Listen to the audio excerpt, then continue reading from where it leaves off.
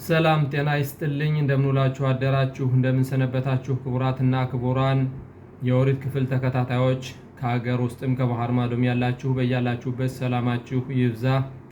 እንግዲህ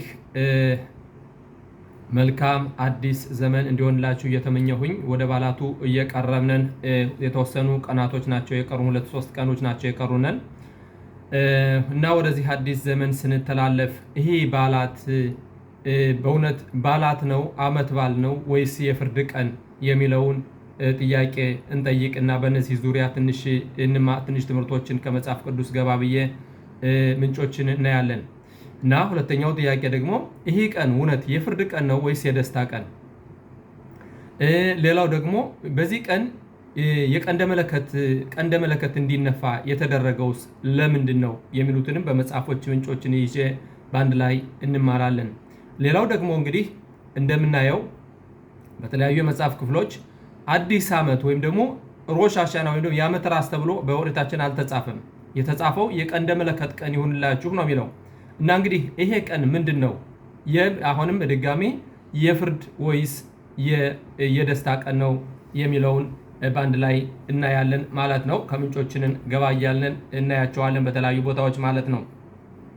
ከዛ በፊት ወንድማችን አቶ ጌታቸው አምባው ጥያቄዎችን ጠይቋን። የተጠየቁ ጥያቄም እንግዲህ ባለፉት እንደተማርነው ወይም እንደሰማነው ፈጣሪ አምላክ በዚች እችን ወሪት ነው ፕላን አድርጎ እችን ዓለም የፈጠራት ሲባል እንሰማለን እና እችን ወሪት ነው ለአባታችን ለሙሴ ወይም ደግሞ ለነቢያት አባት ለሙሴ የሰጠው ወይስ ሌላ ነች የሚል ጥያቄም ተጠይቋል። አዎ በእርግጥ እቹ ወሪት ነች። እንደ ምድራሽ እንደሚያሳየው 974 ትውልድ አዳም ከመፈጠሩ በፊት ይዟት የኖረች ከዛም በኋላ አዳም ከተፈጠረም ከ26 ትውልድ በኋላ ለመምህራችን ሙሴ ለነቢያት አባት የተሰጠች እቹ ዓለምን የፈጠረባት ፕላን ወይም ኦሪት ነች፣ ለእስራኤል ልጆች የተሰጠች ማለት ነው። ይህም እንግዲህ የአዳምን ስህተት አርመው የሰው ልጆች እንግዲህ ወደ ፍጻሜው ዓለምን ወደ ፍጻሜው ለማድረስ ነበረ ማለት ነው። ከዛም ግን የነ ሳይሆን ቀርቷል። ይኸውና እስከዛሬ ድረስ ለፍጻሜው እየሰራን እንገኛለን ማለት ነው። እና እንግዲህ ለጥያቄው መልሱ ያቺው ወሪት ነች። ፈጣሪ አምላክ መጀመሪያ የሰው ልጆች ከመፈጠራቸው በፊት 974 ትውልድ የሰው ልጆች ከተፈጠሩ ከአዳም ከተፈጠረ ከ26 ትውልድ በኋላ ለመምህራችን ሙሴ ሰጣት ያቺው አንዲት ወሪት ነች ማለት ነው። እና እንግዲህ ወደ ቀጣዩ የኦሪት ክፍልና ምንጮችን ስናይ የጠየቅነው ጥያቄ ምንድነው? ይሄ ቀን እንደሚያሳየው ይሄ ቀን የፍርድ ነው ወይስ የደስታ ቀን ነው እንደሚለው ለመሆኑ ፍርድስ ምንድነው? በፈጣሪ አምላክ ደረጃ እኛ የሰው ልጆች ፈጣሪ አምላክ እንዴት አይነት ፍርድ ነው የሚፈርድ የሚለውን ለማየት እንዴት ነው ልንረዳ ምንችለው? በዚህ በዓለማችን ፍርድ እይታ ለምሳሌ አሁን ኢዮብ ላይ ስናይ ኢዮብ ምዕራፍ 1 ቁጥር 6 ላይ ጀምሮ ሲያሳይ እንሆ ዓለማትም ሁሉም የእግዚአብሔር ልጆች ተሰበሰቡ፣ በዛን ጊዜ ሰይጣንም አብሮ ተሰበሰበ አብሮ መጣ ሲል ያሳየናል። እና እንግዲህ ይሄ አሁን ኢሉል የሚባለው 25 ቀን ፈጣሪ አምላክ ሀብሎ ዓለምን የፈጠረበት ነው ማለት እንደ ሰው ልጅ ከመፈጠሩ 6 ቀናቶች አልፈዋል። ይሁን እንጂ እነዚህ 6 ቀናቶች ምን ያህል ረጅም ነበሩ ማለት ነው? ምን ያህል የጊዜ ገደብ ነበራቸው? እንግዲህ ፊዚካዊ ከመፈጠሩ በፊት የነበረው የጊዜ አቆጣጠር በጣም ረጅም ሊሆን ይችላል። ሌላው ደግሞ አዳምን እችን በበላህ ቀን ሞትን ትሞታለህ ብሎት ነበር። ይሁን እንጂ በቀኑ ቀን አልሞተም። በዛውን ቀን ተፈጥሮ በዛውን ቀን ፍርድ በዲሞስ ይባላል ፍርድ ሆነ። በዛውን ቀንም ደግሞ እንግዲህ ፈጣሪ አምላክ እንደ ሁኔታው የአዳም ሞት ነበረበት። ይሁን እንጂ 1000 ዓመት ተሰጠው ማለት ነው። በእግዚአብሔር እይታ 1000 ዓመት ልክ እንደ አንድ ቀን ናት ማለት ነው። ይህ ማለት አዳም ከመፈጠሩ በፊት የነበረው 6 ቀን አካሄዱ የጊዜው አቆጣጠር በጣም ልዩ ነበር ማለት ነው። እና እንግዲህ በመጀመሪያ ይህ ቀን የደስታ ቀን ወይም ደግሞ ሮሽ ሃሻና እንደምንለው ወይም ደግሞ ዓመት በዓል ተብሎ አይቆጠርም ማለት ነው። ይሁን እንጂ የሚያሳየን ዘፍጥረት ኦሪት ዘሌዋውያን እንዴት ያሳየናል?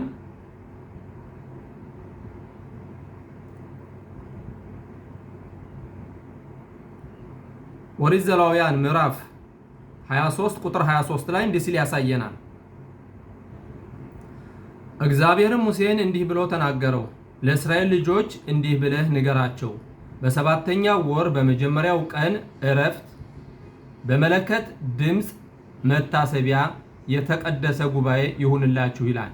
እንግዲህ የመለከት ድምፅ ነው የሚሰማበት እንጂ ከዚህ ላይ አዲስ ዓመት የሚል አያሳየንም። ቀጠል አድርጎም የተግባር ስራ ሁሉ አታድርጉበት፣ ለእግዚአብሔርም የእሳት ቁርባን አቅርቡ ሲል ያሳየናል ማለት ነው። ይህ ማለት ቀንደ መለከት የመጀመሪያው ንድሃው ቀንደ መለከት ማለት ምንድነው ብለን ስንል ሊቃውንቶቻችን እንደሚያሳዩን በመጀመሪያ ደረጃ አብርሃም አባታችን ከፈጣሪ አምላክ ጋር እንግዲህ አንዱን ልጅህን ይስሐቅን ለመስዋዕት አቅርብልኝ ብሎ ወደ ሞሪያ ተራራ ቤተ መቅደስ ወደ ነበረበት ተራራ ሲልከው ሊፈትነው ነበረ። ፈጣሪ አምላክ የሚወደውን ይፈትናና ፈተነው። በፈተናው ጊዜም እንግዲህ አብርሃም አባታችን ፈተናውን አለፈና በዛን ቀን በይስሐቅ አባታችን በመስዋዕት በመቅረብ ፈንታ በግ ፈጣሪ አምላክ ሰጠው። አወኩኝ አይቻለሁ፣ ከእንግዲህ አንተ አንዱ ልጅህን እንኳን እንደማትሰስት አወኩኝ፣ ስለዚህ እሱን ተወውና በዛ ፈንታ በማለት በግ እንዳሳየውና ያንን በግ መስዋዕት አድርጎ እንደሄደ አብርሃም አባታችን ያሳየናል ማለት ነው።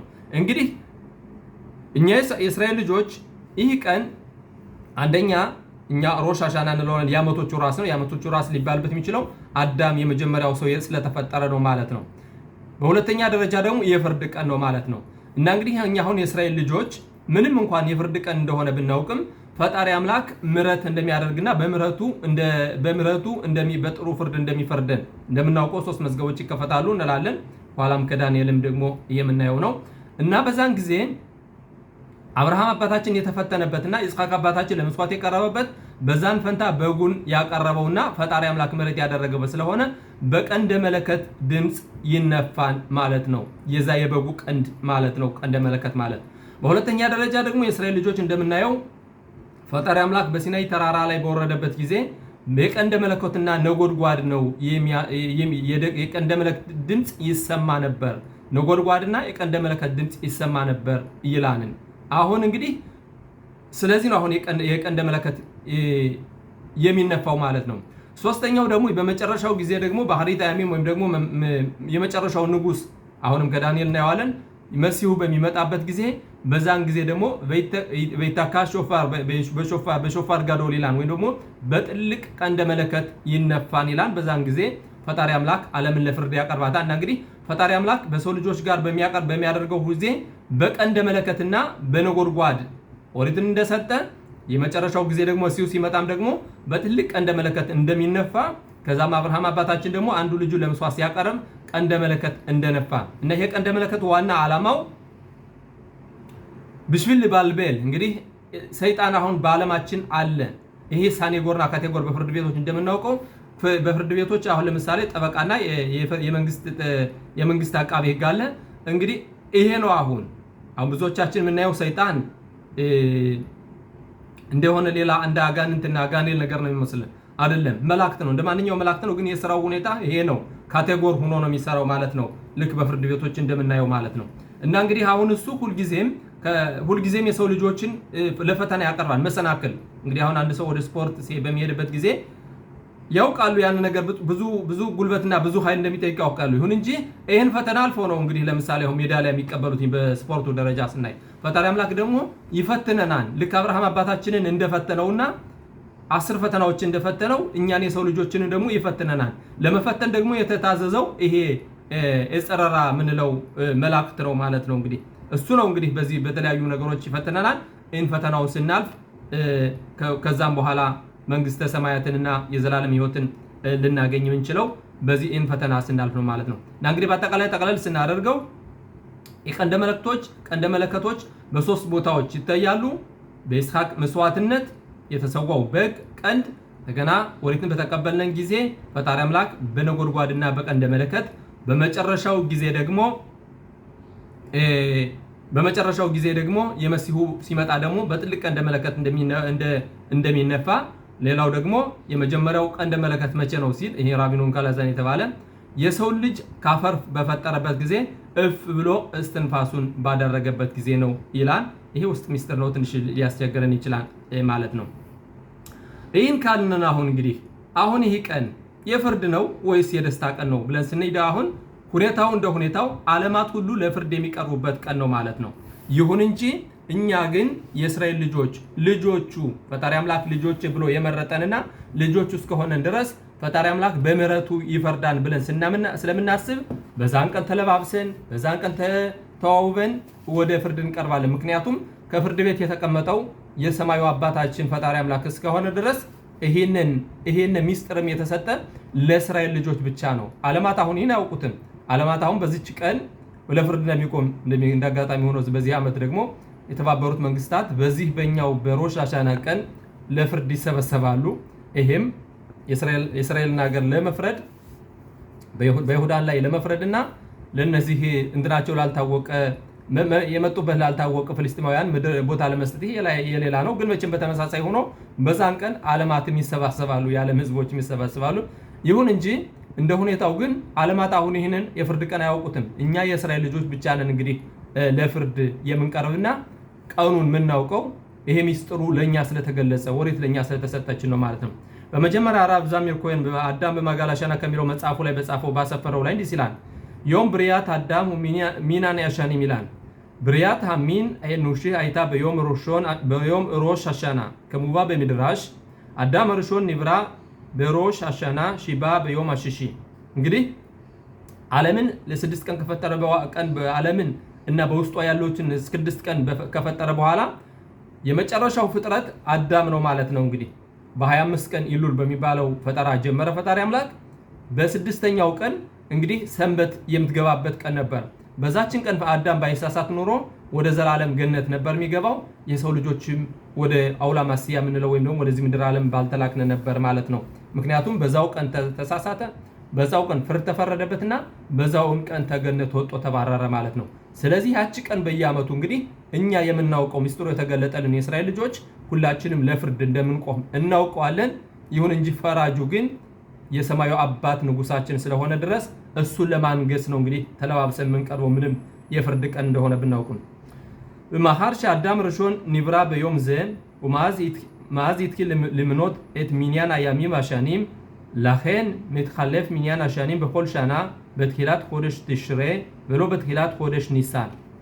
እንግዲህ አመቱ የሚቀያየረው ትሽሬ በሚባለው ወር ወይም በመስከረም ቀን ነው፣ በኒሳን አይደለም። ለምን? በዛን ቀን ነውና የመጀመሪያው አዳም ብሎ ቀን መቆጠር የጀመረውና እንግዲህ ማለት ነው። በትሂላት ሆደሽ ማለት ትሽሬ በወሩ መጀመሪያ በትሽሬ በዛን ቀን አዳም ርሾን ቀንና ጊዜያትን አመታትን መቆጠር ጀመረ። በዛን ቀን አመታቶቹ ይቆጠራሉ። ምንም እንኳን ለኛ ለእስራኤል ልጆች 7ኛ ወር ቢሆንም ለአዳም ግን የመጀመሪያው እና የአመቱ መለወጫ ነው ማለት ነው። አላፍሽ ኒሳን ሁዋ ሆደሽ አርሾን ለሰደር አሆደሽም ከካቱብ አሆደሽ አዘ ላኸም ለሮሽ አሆደሽም ርሾን ሁ ላኸም ለሆደሽ አሻና ምሹም ሺ ስፊራት ሚንያን አሻኒም ይትኺል እጸል ብኒ አዳም ዮም ብሪያት አዳም ርሾን። እንግዲህ ቆጠራ የተጀመረው መጀመሪያ አዳም ከተፈጠረበት ዕለት ስለሆነ ኒሳን ወር ለኛ ለእስራኤል ልጆች ቢሰጠንም የአዳም ጊዜያቶች ግን የሚቀያየሩት ግና አሁንም በዚህ ትሽሬ በምንለውና አዳም የመጀመሪያው ሰው በተፈጠረበት ቀን ነው ይላል። ወደ አምሩ ራቦቴኑ ዛል ሽላሃር ሽንክሻል አዳም ርሾን በኸት አኺላት መጻዳት። እንግዲህ አዳም በዛችን ቀን እቺን የጻዳት የተባለች ወይም ደግሞ ኺቡር የምንላትን የጸበለስ በበላበት ቀን በዮም ሽኒብራ ኒዶን በዮም በያጻ በዲሞስ በዲኖ ማለትም ወሚካን ባላ ሁክባ ዮም ዘ ልዮት ዮም ሽቦ ያዱኑ ብኒ አዳም አልማሰሄም ይንሃግ አሸም ይትባራህ ጋም በማ ኢማሄም በሚዳት አኸይሰር ሽያሱ ትሹባ ይህን ለሾን አሚድራሽ ዛ ዮም ትሂላት ማሰኻ ዚካሮን ለዮም ርሾን ባላ መዲኖት ቦ ያመር ኤዞ ለኸረብ ኤዞ ለሻሎም ኤዞ ለራብ ኤዞ ለሶባ ወብሪዮት ቦ ይፓከዱ ለዝኪራም ለሃይም ወለማቤት ሲል ይቀጥላል። እንግዲህ በዛውን ቀን ተፈጥሮ አዳም በዛውን ቀን ተሳሳተ፣ በዛውን ቀን ፍርድ ተፈርዶበት ከምድር ከገነት ተባረረ።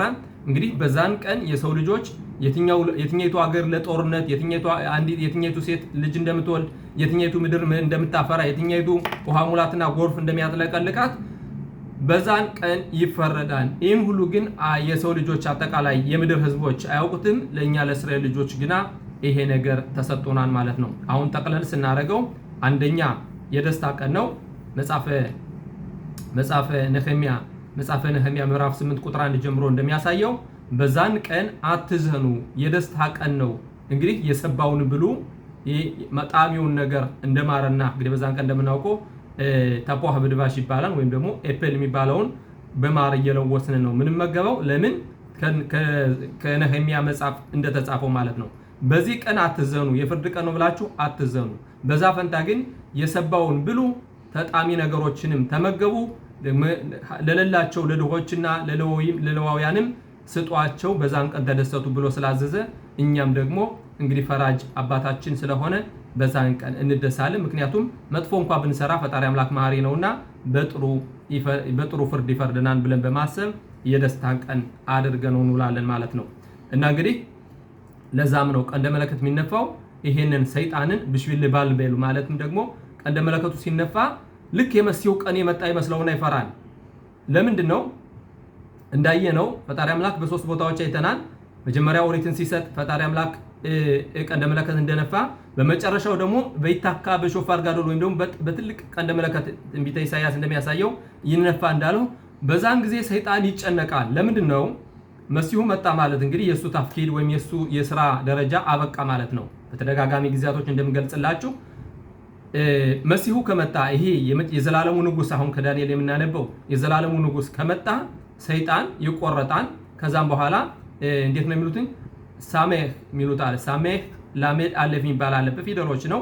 እና እንግዲህ ጥሩ ጎኑ ቀጣይ ህይወት ይኖረዋል። ያነ ደግሞ ሳም የሚባለው እንግዲህ በይብርት አባባል ሳም ማቤት ይባላል። ሳም ማለት አደንዛዥ ዕፅ ማለት ነው። ያን አደንዛዡና የሰው ልጆችን ሲያሳስትበት የነበረው ይቆረጣል። ኤል የሚለው ደግሞ የፈጣሪ ኃይል የሚለው ደግሞ ቀጣይ ህይወት ይኖረዋል ማለት። ከዛም በኋላ የሰይጣን ሌላ ስራ አይኖረውም። ከዛን በኋላ ዓለም ለዘላለም በፈጣሪ በአንድ አምላክ ትመራለች ማለት ነው። ለመሆኑ ፍርድ አፈራዳድስ እንዴት ነው የሚፈረደው? እኛ የሰው ልጆች መቼም የፈጣሪ ሚለውን ለማሰብ የፈጣሪ እንዲህ አደርጋን ብለን ለማለት ከነቢያቶች ስንወስድ ነቢያቶች ራሱ አይረዱትም። እነሱም ራሱ ከመላእክታኖች እንዲተረጉሙላቸው ነው የሚጠይቁት። ይሁን እንጂ በምን መልኩ ነው ፈጣሪ አምላክ ፍርድ የሚፈርደው የሚለውን ስናይ ከዳንኤል ራእይ ምዕራፍ 7 ከቁጥር 9 ጀምሮ እንዲህ ሲል ያሳየናል።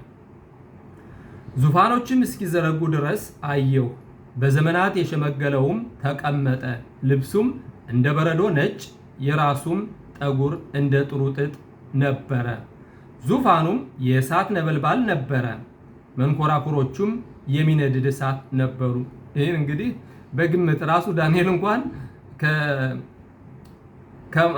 ከመላከ ገብርኤል ምን እንደሆነ አስረዳኝ ነው እንጂ ያለው ራሱ አልተረዳም። ይሁን እንጂ ይህን ይመስላል ነበልባል እሳት ምናምን ለኛ በአእምሯችን ራሱ የማይደርስ ነገር ነው። ግን ነቢያቶች የሚሉት ይሄ ነው እና ያንን ነገር ጠለቅ ብሎ የሚያውቅ እችም የለም። ቀጠል በማድረግም የእሳትን ፈሳሽ ከፊቱ ይፈልቅና ይወጣ ነበር፣ ሺህ ጊዜ ሺህ ያገለግሉት ነበር፣ እልፍ አላፍትን በፊቱ ቆመው ነበር፣ ፍርድም ሆነ መጽሐፍትም ተገለጠ ይላል። በዚህ መልኩ ነው እንግዲህ ሶስት መዝገቦች የሚገለጡት ማለት ነው። ፍርድ ማለት የፈጣሪ አምላክ ፍርድ በዚህ መልኩ ይገለጣል ማለት ነው።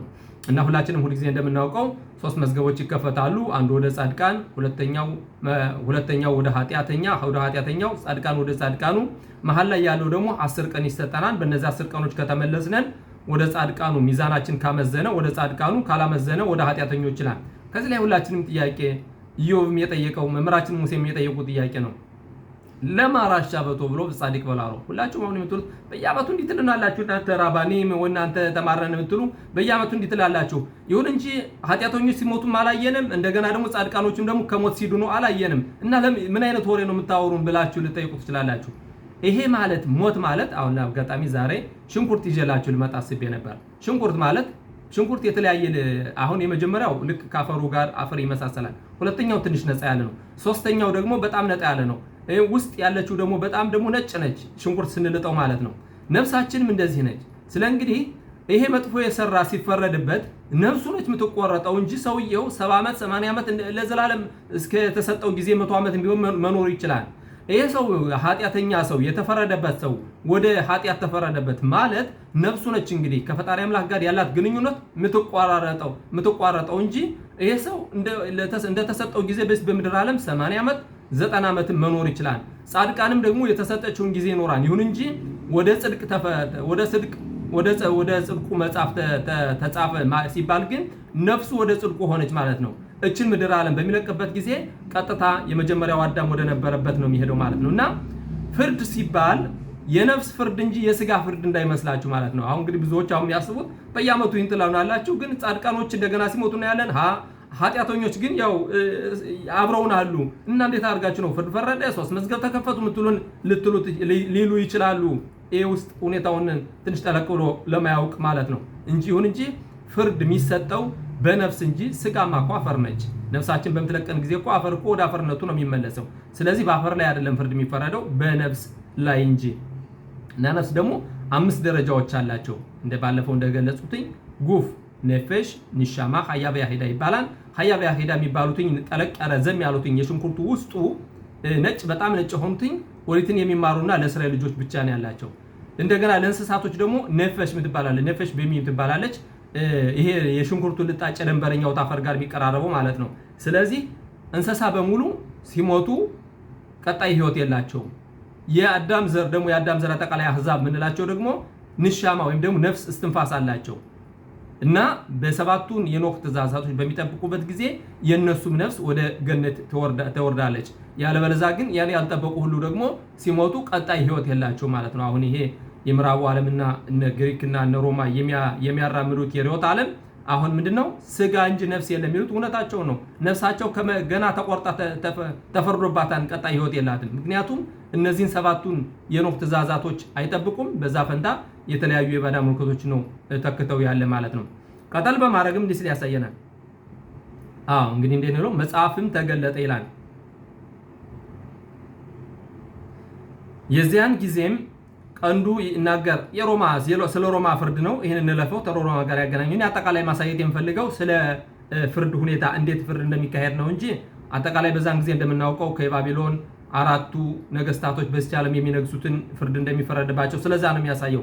እኔ ግን አለፍዬ ማሳያችሁ ፍርድ እንዴት ነው የሚፈርደው ፈጣሪ አምላክ የሚለውን ትንሽ በአእምሯችን ለመረዳት ምንችል እንደሆነ ለማወቅ ነው። ወደ ቁጥር 13 እንደዚህ ይላል። በሌሊት ራእይ አየሁ፣ እነሆም የሰው ልጅ የሚመስል ከሰማይ ደመናት ጋር መጣ፣ በዘመናት ወደ ሸመገለውም ደረሰ፣ ወደፊቱም አቀረቡት ይላል።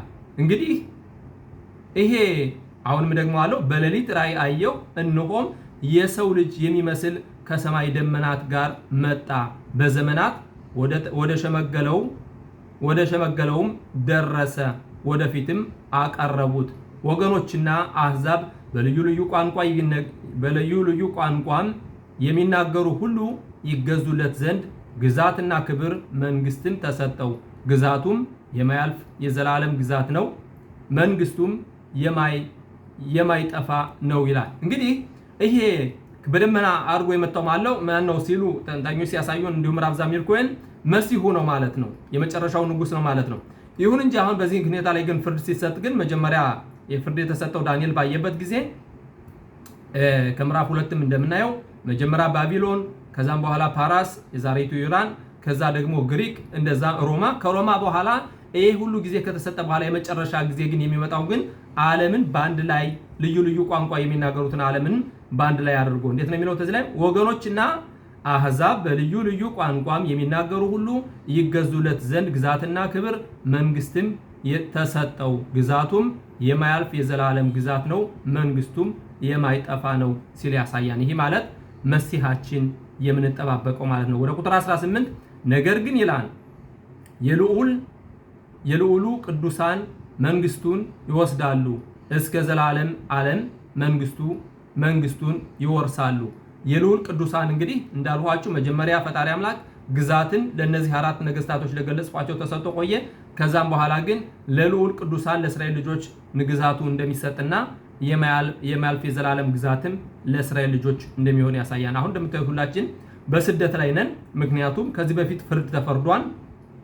ምንም አሁን ከሮሽ ሃሻና ከምንለው ፍርድ ጋር የሚያገናኘው ባይሆንም ፍርድ ከፈርዷን በዚህ ምድር ዓለም ማን ምን ያህል ዓመት ጊዜ እንደሚገዛ ተፈርዷን። በመጨረሻ ጊዜ ግና ይሄ የልዑል በደመና አምድ ሆኖ የሚወርደው እንግዲህ መሲሁ ሲመጣ እንዴት ነው የሚሉትኝ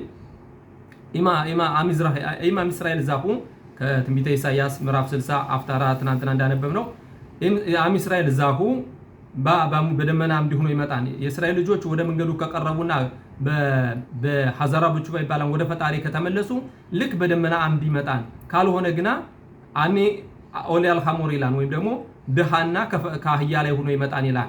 ይሄም ከትንቢተ ዘካርያስ እንደሚያሳየው ማለት ነው። አህያ ላይ ሆኖ ሳይሆን የሚመጣ የእስራኤል ልጆች በመንገዱ ካልሄድን አፈሩ ይህን አፈራዊ ፊዚካዊ የምንለውን ይህን ዓለማዊ ተጭኖ ይመጣል ማለት ነውና ለመሲሁ አመጣጥ ሁለት መንገዶች እንዳሉት የእስራኤል ልጆች በመንገዱ ከሄድን የፈጣሪ አምላክ መንገድን ከጠበቅነን ልክ በደመና አምድ አሁን ዳንኤል እንዳለው ወደ ቁጥር 13 ላይ እንዳየነው ያለ ምንም ችግር እንደሚመጣ ይሁን እንጂ በመንገዱ ካልሄድን ግና ልክ ይህን ፊዚካዊን ዓለም ተጭኖ ልክ ከአህያ ላይ ሰው ሆኖ ወጥቶ እንደሚሄደው ሐሞር ማለት ሆሜር ማለት ነው። ሆሜር ማለት ደግሞ ይሄ ዓለማዊ ፊዚካዊ የፊዚካው ዓለም ማለት ነው። ቀጠላ አድርጎም ወደ ቁጥር 25 እንደዚህ ይላል በልዑልም ላይ ቃልን ይናገራል የልዑልንም ቅዱሳን ይሰባብራል። ይሄ እንግዲህ ሮማና እነዚህ ብረትና ሸክላ የማይገናኙ ብረትና ሸክላዎች የሚሆኑት ጊዜ ተሰጥቷቸው የቆዩት ነው ማለት ነው። ይሰባብራል ዘመናትና ሕግን ይለውጥ ዘንድ ያስባል። እንደምታዩት ሙሐመድም ሆነ ኢየሱስ መጣው ዘመናትን የለወጡትኝ ይሁን እንጂ መጨረሻ ጊዜ ግን ለእስራኤል እንደሚሰጥ እስከ ዘመንና እስከ ዘመናት እኩሌታ ዘመንም በእጁ ይሰጣሉ። እንደምታዩት ከተሰደድነው 2000 ዓመት አልፏል። ሮማ ከመጣች ማለት ነው ወይም የክርስትናው እምነት ዓለም ከመጣ ይሁን እንጂ መጨረሻ ግን ነገር ግን ፍርድ ይሆናል እስከ ፍጻሜ ድረስ ያፈርሱትና ያጠፉት ዘንድ ግዛቱን ያስወግዱታል። መንግስትም ግዛትም ከሰማይ ሁሉ በታች ያሉ የመንግስታት ታላቅነት ለልዑሉ ቅዱሳን ሕዝብ ይሰጣል። መንግስቱ የዘላለም መንግስት ነው። ግዛቶቹም ሁሉ ይገዙለታል ይታዘዙትማል ሲል ያሳየናል ማለት ነው። እንግዲህ ይሄንን የገለጹት ለምንድን ነው? ፍርድ በዚህ መልኩ ነው የሚሄደው ማለት ነው። እና አሁን ወደ ምዕራፍ 2 ቁጥር 28 ጀምሮም ደግሞ እንደሚያሳየው ባለፉት ጊዜ ተምረነዋል። እንደሚያሳየው ደግሞ እንደዚሁ ምንም ሳይነካት የመጣች ድንጋይ ይህንን የነቡከደነፆርን ስዕል እንግዲህ የነቡከደነፆር ስዕል የሚያሳየው ምንድነው? ራሱ እንደ ብረት ወገቡ ማነው ይሄ ደረቱ እንደ ብር እንደ ናስ ከዛ በኋላ እግሩ ግን ከፊሉ ብረት ከፊሉ ሸክላ ይሆናል። ሁለቱ የማይገናኙ ናቸው ይላል። እንግዲህ እንደምናውቀው ይሳብ ከእስማኤል ጋር ሄዶ ተጋብቷል። ለመጣበቅ ሞክረዋል፣ አንድ ለመሆን ሞክረዋል። ይሁን እንጂ ብረትና ጭቃ ሊገናኝ ይችላል። ብረትና ሸክላ እንደማይገናኘው አይገናኙም። አሁን እነዚህ እንደምናያቸው የክርስትናው እምነት የሂሳብ ዘርና የእስልምናው አሁን በአንድ ላይ ለመሆን ይሞክራሉ፣ ግን አይችሉም።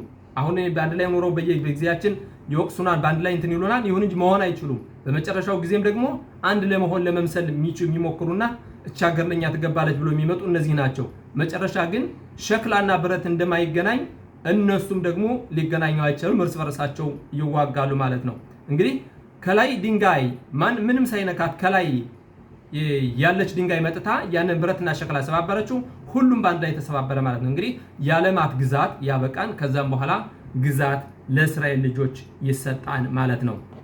እና ከዚህ ላይ ምን ይላል ንጉሥ ዳዊት ምዕራፍ 118 ቁጥር 21 ላይ እንዲህ ሲል ያሳየናል ማለት ነው። እቺን ልበልና በዚህ ላጠናቀቅ። ይህች የእግዚአብሔር ደጅ ናት፣ ወደ እርሷ ጻድቃን ይገባሉ ይላል። ሰው ተሳሳቱ መሰለ ርዕሱን ምዕራፍ 18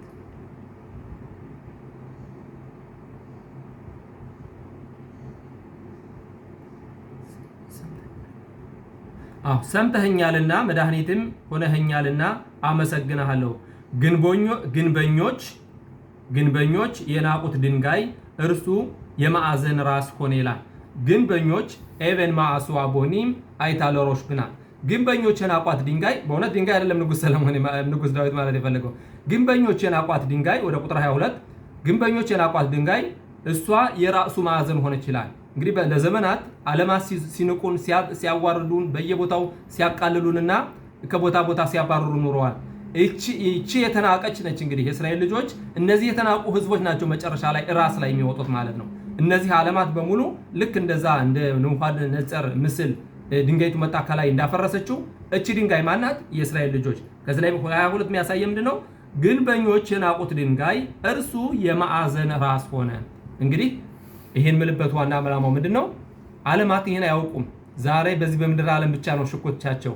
ይሁን እንጂ ፈጣሪ አምላክ ያዘጋጀው ነገር አለ። እቺ ከላይ ከሰማይ የምትመጣ ድንጋይ፣ በሌላ በኩል ደግሞ በደመና አንድ የሚመጣ ይሄ መሲህ ወይም ደግሞ የዘላለም ንጉስ የሚመጣው በደመና አንድ የሚመጣው እቺ ድንጋይ መጥታ ይሄንን የዓለም ግዛት ተሰባብረዋለች። ከዛም በኋላ እቺ ድንጋይ ደግሞ የማዕዘኑ ራስ ትሆናለች። ማን ናቸው? የእስራኤል ልጆች ናቸው። በቅርብ ጊዜ ፈጣሪ አምላክ ደግሞ ትክክለኛውን ፍርድ ፈርዶ እነዚህን መጥፎና በመጥፎ የሚሄዱትን ሁሉ ሰባብሮ ፈጣሪ አምላክ የዘላለም ንጉሱን በቅርብ ጊዜ ያምጣልን እላለሁ። መልካም አዲስ ዓመት እንዲሆንላችሁ እመኛለሁ። እነሆ 1 ወር አለፈ። አሁን ደግሞ ቀሪ 10 ቀን ተሰጥቶናል እና ወደ ሰላሙ መዝገብ እንዲመዘግበን ወገኖቼ በተቻለን መጠን ሁሉ ወደ ፈጣሪ ለመቅረብ እንሞክር እላለሁኝ። እንግዲህ ፍርድ ሲባል ፍርድ የስጋ ፍርድ አይደለም። ፈጣሪ አምላክ 3 መዝገቦችን ከፈተ ሲባል የነፍስ ፍርድ እንጂ የስጋ ፍርድ አይደለም። ይሄንም ደግሞ እኛ የእስራኤል ልጆች ማወቅ እንዳለብን ያሳያል እላለሁ። በድጋሜ መልካም አዲስ ዘመን እንዲሆንላችሁ እመኛለሁ። ከመልካሙ መዝገብ ይመዝግባችሁ ይመዝግበነን። በሚቀጥለው ዓመት ደግሞ በሰላም ያገናኘነን። ከዛም በኋላም ደግሞ እንግዲህ ብዙ ጥያቄዎቻችሁን ትንቢተ ኢሳያስ ወይም ደግሞ ነብዩ ኢሳያስን እንደምንማር ቃል ገብቻላችኋለሁ ከበዓላቱ በኋላ። እስከዛ ደግሞ ለቀጣዩ ዓመት በሰላም ያድርሰን። ራቤ ኤሌዘር ከሚባለው ጋርም የተለያዩ በዚህ በተመሳሳይ ሰርተናል። ይሁን እንጂ ቃል ገብቼላችሁ ስለነበር በሚቀጥለው ሳምንት ከበዓላቱ በፊት አንድ ትምህርት አመጣለሁ ብዬ ስለነበር ነው በድጋሚ የገባሁት። መምህር ወይም ደግሞ ተማሪ ኤሌዘር ጋርም ደግሞ በተመሳሳይ ሁኔታ ትምህርቶችን ለቀናን ተከታተሉ፣ እወቁ፣ ወደ ፈጣሪ እንቅረብ። በተቻለን መሰረት እችን 10 ቀን የንስሐ ቀን እንኳን እንዴት ነው ንስሐ አይባልም፣ ሐዘራ 10 የሚቹባ ይባላል፣ ወይ ደግሞ 10ቱ የመመለስ ጊዜያቶችን እንኳን ብናደርግ እንዳሽካናዚዎች ህብረተሰብ ፈጣሪ አምላክ በጥሩ መዝገብ ይመዘግበናል ብዬ ተስፋ አደርጋለሁ። ይሆንማን ወደ መንገዱ ከቀረብን እላለሁ። ፈጣሪ አምላክ ደግሞ በድጋሜ አገራችን ብሎም ዓለማችን ሰላም ያደርግልን። አዲሱ ዘመን ደግሞ የደስታና የብሩህ ተስፋ የምንሰንቅበት ጊዜ እንዲሆንልን እመኝላችኋለሁ። በያላችሁበት ሰላም ሁኑ ወገኖቼ። ወንድማችሁ ጋሻ ወርቁ ነኝ ከሁሎን። ሰላም። መልካም አዲስ ዓመት